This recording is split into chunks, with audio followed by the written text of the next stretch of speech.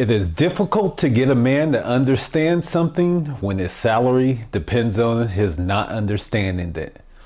We'll take a look at that in regards to soy, estrogen, and testosterone on this edition of Hippie versus Jock.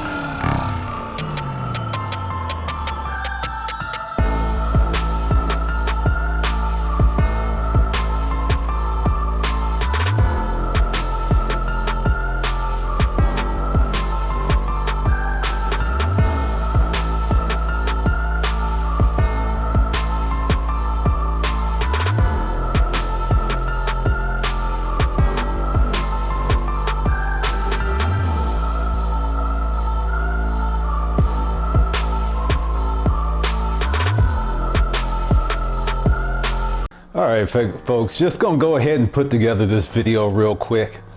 More or less, the quote you just heard from Upton Sinclair, is his name, is one of my favorite quotes.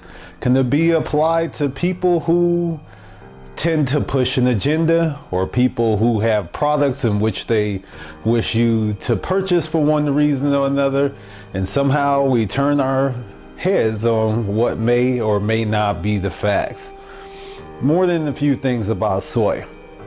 Number one, soy does contain phytoestrogens. Most people acknowledge it. Some people deny it, say it doesn't raise estrogen. So here is one question.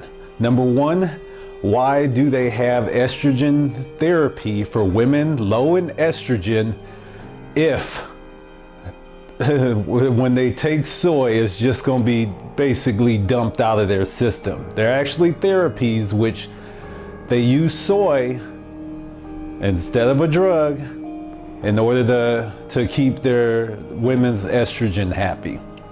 Number two, why do more than a few supplement companies avoid soy altogether in their products? Because they say it's estrogenic. I would think they go the easy route and not even have to say that if in fact it wasn't true. Number three, many plant-based protein products go out of their way to say specifically does not contain soy. If soy is a great protein without any extracurricular issues such as being majority of soy being GMO, why do they not use soy?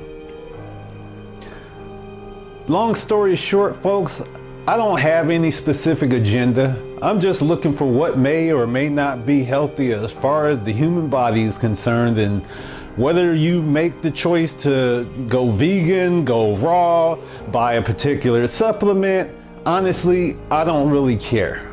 I'm not going to go back and forth with these people, so rather than do that, I actually added a little place on Hippie versus Jock where I don't remember what I called it, but it's soy healthy, I think is what I found. So one contains a big prominent YouTuber, Elliot Hulse, and I think his Strength Camp is what is called, and a lot of other prominent people, which as far as their doctors and basically hostilic folks who basically go into detail on exactly what the deal with soy is. So you can take a look at those folks, and everybody can go back and forth and dispute with those folks. I put up what I find.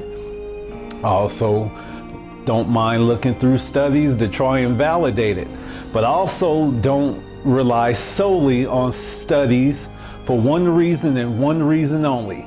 You can make up studies to say whatever the hell you feel like it making it say if you have enough money.